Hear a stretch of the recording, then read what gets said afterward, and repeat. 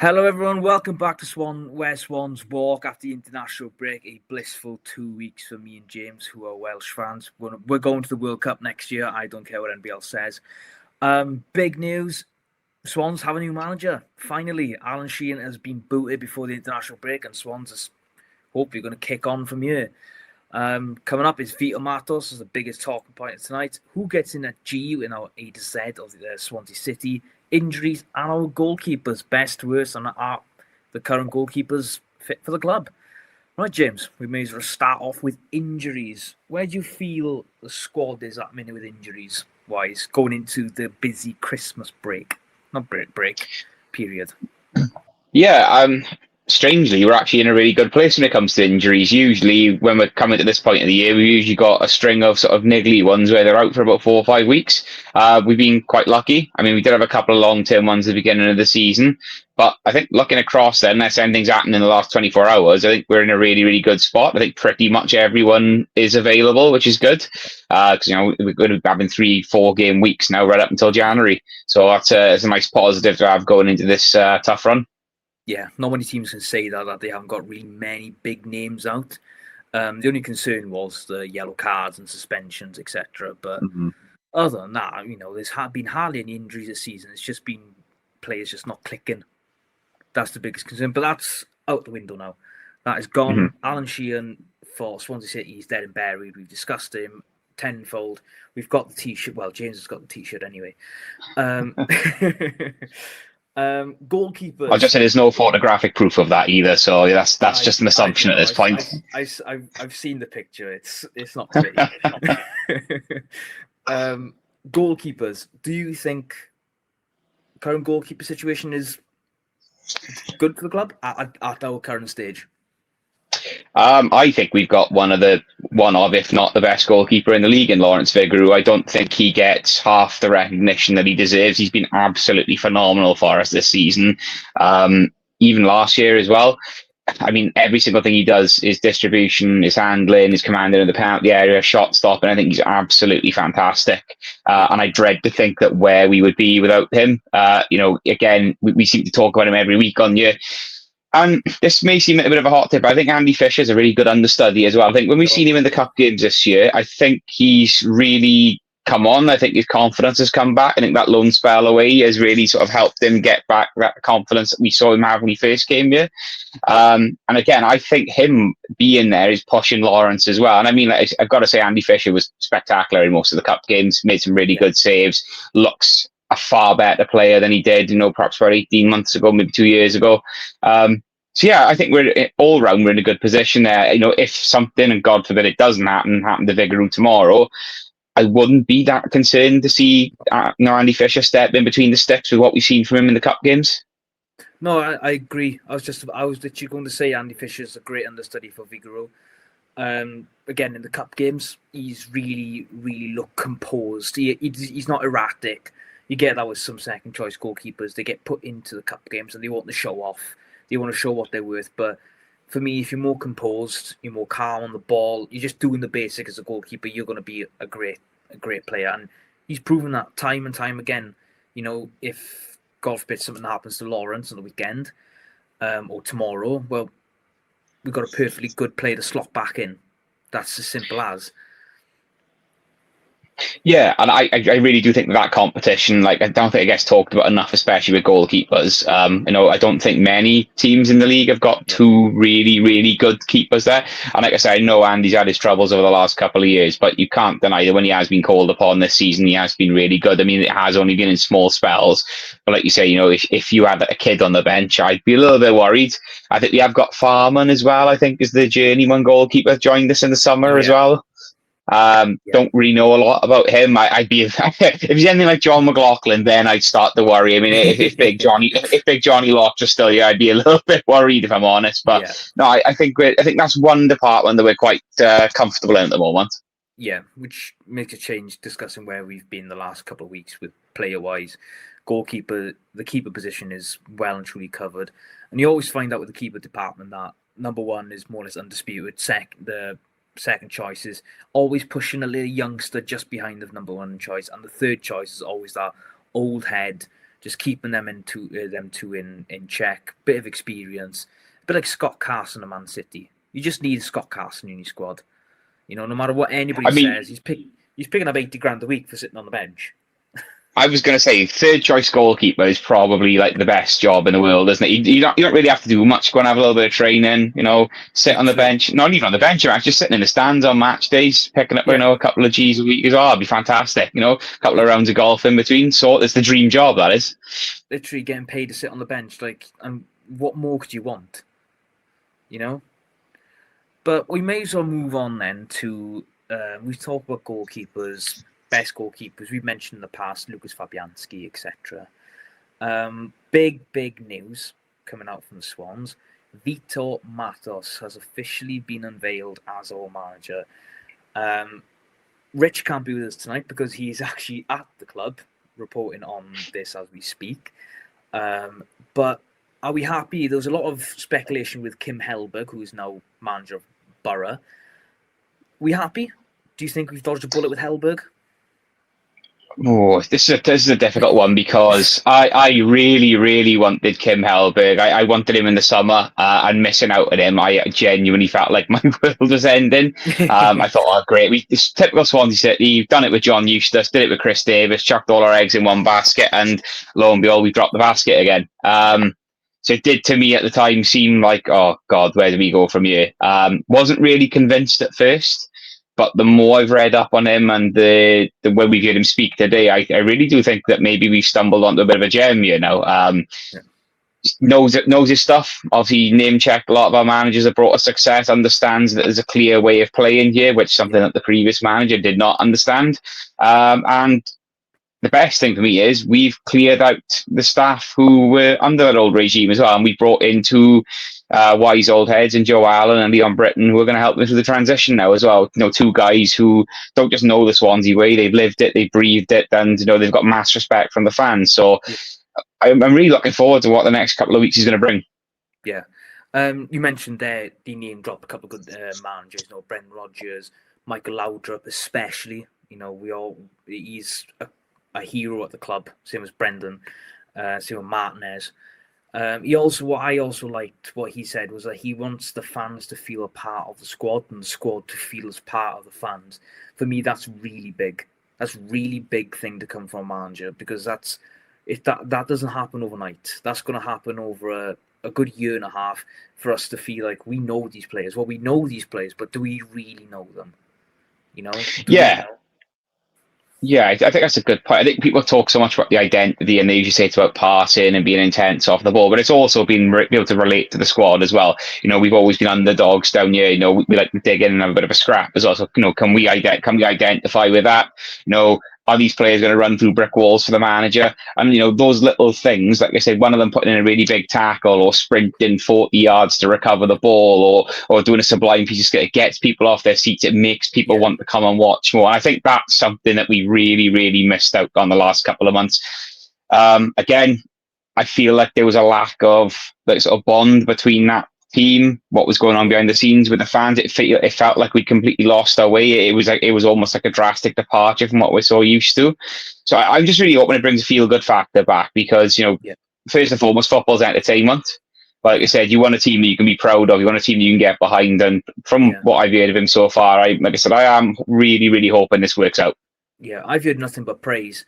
I actually went back and watched the farewell video that Liverpool put out for Klopp, and he was part of that video, and how Klopp's had a big impact on him. And he was assistant manager of Pep Linders at Salzburg, and he's not someone who was just a minnow from the Portuguese second league we've just got in. He's worked with some of the best teams in Europe, Porto, Salzburg, Liverpool. Who else? Well, that's really the big three on his CV. But he's not just anyone. And he's quite flown under the radar. And his main role at Liverpool was definitely the development coach. And then obviously transitioned to being part of the full-time squad with Klopp. But he's brought on some talent through the academy, such as Conor Bradley, Ben Doak, for Liverpool. I would like him to do the same with Swansea. I think he's that type of manager. Yeah, I think it's about time someone sort of put a complete pathway through from the academy to the first team. A lot of our managers like to pay lip service to it. I think Luke Williams used to talk about it a lot, but seldomly brought young players into the squad. You know, at the time we had like the likes of Carell Wilson, Cam Congreve, Ben Lloyd there, and we didn't really see a lot of them. So I'm hoping that maybe he will stick true to his roots there and give a few of the young lads a few opportunities. And like you said, he's worked with some really good talent, and not only that, he's developed them as well. They've become better players under his sort of guys. So I'm hoping that some of the guys that we've got here maybe aren't the complete aren't. Oh yeah, I'm thinking of like Malcolm Vidal and Zidane and Nusa. Can he maybe get the best out of them? Because I really do feel like I've seen a lot of, sort of discourse the last few days of people saying it's a relegation squad. It's not a top six squad. No, I think it's an underperforming squad. I think there's 100% there's talent there, but I just don't think it's being utilised in the right way. I don't think someone has come in and really tried to make the most of the skills these players have got. And maybe this might be part of the reason why Tom Gorringe has opted for Vitor Matos. He's looked at them, he's worked with these young players who aren't quite the finished article, and he's brought the best out of them. So I'm hoping, much in like the way you're saying with the academy, you can do that with a few of the first team guys as well. Yeah, and it's well known, especially at Liverpool. They all the last few years you've seen it. They've bought players through and also purchased players, but also they weren't the best players at the time of purchase or bringing them through, and they've just the right people at the right time brought them in superstars. You know, such as Connor Bradley's, and you know who knows he might see Inusa, Vidal as diamonds in the rough. He just needs to work on a few things, and bam, that's it. That's all he needs. I think the next couple of days are going to be not vital, but he's going to be put into a place of some basic tactics and just building on there slowly. That's all he needs to do. It's simple. Yeah, and hope we just inject a bit of intensity as well, because I think that's one thing that if you go back and watch all our videos, everything we're saying is there's a lack of intensity bar the first 10 minutes of a game. Yeah. You know, if you work under Klopp and Pep Linders, renowned for being energetic and full throttle, I want to see a bit more of that, because not just for the first 10 minutes. I'm not expecting us to do it for the full 90, but I'd like to see us be a bit more ruthless, a bit more energetic throughout the games, not just in these small 2 to 5 minute chunks that we were seeing previously. And then on the ball, yes, I want to see us play a possession-based game, but do it with purpose, like we used to do under Michael Laudrup, like we used to do under Brendan Rodgers, and he's talked a lot about that, and I'm really, really hoping he delivers on it. And as well as we're talking about maybe making the guys with sort of diamonds in the rough better, can you imagine what he's going to be able to do with the likes of Gonzalo Franco and Ethan Galbraith? Yeah. You know, players who are already really good, if he can get even more of them, even better again. Yeah, I think he'll do that. It's no... Again, we go back to who he's worked with, and it's quite clearly impacted how he sets his teams up. But we'll just have to wait and see. And I think he will. There's no doubt about it. He's someone who's flown under the radar. Doesn't get the praise he deserves, but I think that, and as you said, Swansea City's an underdog, and this guy's an underdog. He gets it. Yeah, and I think, like you said, like, the most important thing is he hasn't just gone straight from being an assistant straight into a manager's one. Like you said, he's gone through like gradual steps. I think I heard him saying that he played at a very low level as well, so he's really had to fight for everything he's got in his career, which, you know, you like that. He's not just some sort of nepo baby for the system. I think my only concern would be this, and I like the caveat of it, is, you know, I really wanted Ryan Mason in the summer. I thought Ryan Mason would be fantastic working under the likes of, you know, Mourinho, Ange, Pochettino, loads of other managers, and he hasn't really set the world alight at West Brom. It almost looks like he doesn't really know what he wants to do. But I think, like I said, with Matos, I think I'm a little bit less worried, because, like I said, there's that consistent line of he's worked with a specific kind of manager, he's worked in specific kinds of setups, and now he's found himself here. So I'm really hoping that the guys on the ground at the Liberty have done their due diligence on this guy, and they've picked another diamond out for us. I think they have. I want to believe they have. I think we said it a couple of weeks ago, could be in the last recording, that Sheehan was part of the old regime. He was the last bit of that old regime who's transitioning to this new regime, and it just didn't quite. It was like slotting the wrong jigsaw puzzle in the bigger picture. It was just not going to happen. And I compared it to Thomas Tuchel at Chelsea when Abramovich was forced to sell and Bowley came in, and he was just part of it. He was just used to the way he was, and obviously he got sacked. I see it as the same thing. This is a fresh, clean slate. A guy who knows how to play football, wants to play. I think he'll use the Swansea way as a skeleton, not it'll be a guideline, not the finished article. And I'm all for that. I want to see Gegenpressing down at the Liberty. I want to see Oh no, top team. I think that's a really good point. It doesn't have to be, because like there's a lot of like there's people who are for it and against it. They say we need to move away from identity, but I think you've summed it up perfectly there. It's something that you build on. You don't just follow it by the numbers. Yeah. You literally take it and you adapt it. Like if you looked at Brendan Rodgers and Michael Laudrup, there were subtle differences there. They were never the same. There were always little differences in how they would approach games. So yeah, I think you're right. You can build on it. Like I said, you can be an in possession team, but you can press like absolute demons off the ball. Yeah. They've got to be really fit to do that. And again, it talks about having a plan B, whereas perhaps under Russell Martin and Luke Williams, we were our best when we were on the ball and not so good when we were on it. Why can't we be both? Yeah. And also, I think what would be the best bit to work on would be that transition from off the ball, nipping. You've seen, Klopp's teams, Pep Linder's team at Salzburg. When they get the ball after pressing, it is everybody knows what to do straight away. You see in their heads turn, it's like robotic, not in the bad way, but they know what they need to do. All the players are running in position, ready to get up to the top of the pitch, and there's about 5-on-2. So that's what I want to see. It's not so much going full throttle attack, because that's obviously going to come because who he's worked under, and the defensive side of it. Let's face it, Klopp's teams weren't that defensively solid, but they were. You watch them and think, oh, there's going to be a goal here, but it's that transition of we're pressing, get the ball up. Yeah, win it high. And like I said, the best defense is when you win it high. Win it high at the pitch, put them under pressure straight away. Conte was quite good at doing that as well. Like I said, he'd sort of lull you into a false sense of security. As soon as they win the ball back, you got 6 or 7 guys head down running towards the opposition's goal. I want to see that as well. It's risky because you leave yourself open a bit, but it's entertaining and you're likely to score more goals, which is something, we've really struggled to do this season. So I'm really hoping that we do try to be faster paced in attack. Yeah. I'm not expecting it from the first game tomorrow of him being in charge. I'm expecting him to maybe calm the squad down, get the ideas across, and then building it as the season goes on. Because, he's not going to build a dynasty in 1 week. You can't you're going from playing this negative style of football from Sheehan to now this pressing type football, high attacking within 2 weeks. The players aren't going to be used to it, but it just needs to take time. I think they've shown they're capable of a reaction now, because I think every time that Alan Sheehan stepped in, regardless of who he came in for, they always did respond to it. So I'm hoping we see that again, and that wasn't just that they were doing that because they like the guy. I hope they do come in and put things right, because let's be honest, Saturday wasn't good enough at all. The less said about that, the better. But I'm expecting to see a bit more energy there tomorrow. I'm not, like you said, I'm not expecting to see drastic changes, but I am expecting to see more effort, like I said, because I'll be honest, it looked like we didn't care on Saturday. That's what I took from it. Yeah.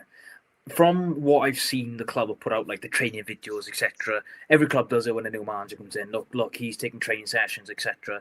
From what I can tell, that he's got more of a hands-on approach.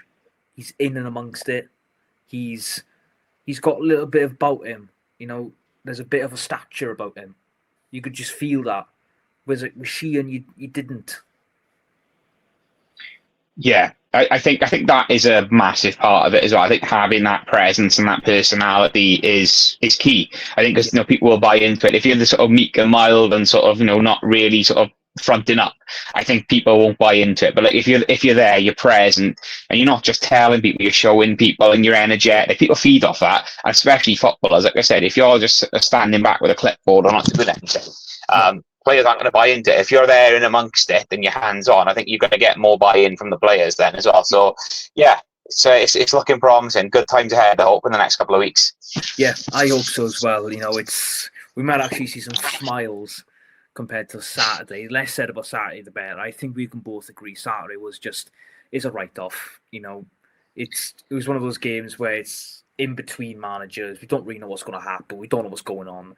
We're hoping for a win. Hopefully we're a win, but it didn't look like it was going to be a win. Bristol City are just a bit too strong. And I think as well, it was a bad idea giving the job on an interim basis to someone who's just been brought in as part of it. I personally think they should have given like Anthony Wright or Christian O'Leary to do it instead. His press conference, I will give Darren O'Daly, he did say he didn't care about the performance, and that did translate to the pitch on Saturday. So he delivered on what he promised. He did, fair play. He stuck to his words, 100% loss as manager. Excellent. Well, I believe we've had a positive podcast this week. Brilliant recording. We may as well end on a great note. A to Z of Swansea City. This week is G. Who gets in a G for you, James?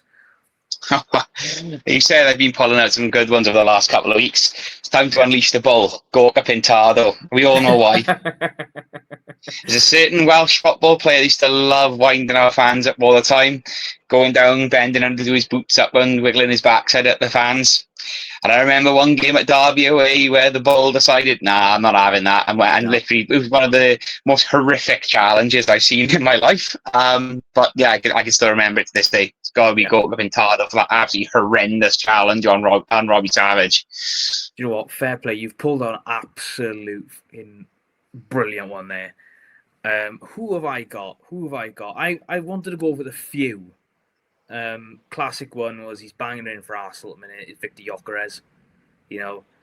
We all remember him. Didn't quite work out. But I've gone for very obscure. I don't believe he made any appearances for the first team. Only the youth and reserves. Arne Borg Gudjonsson.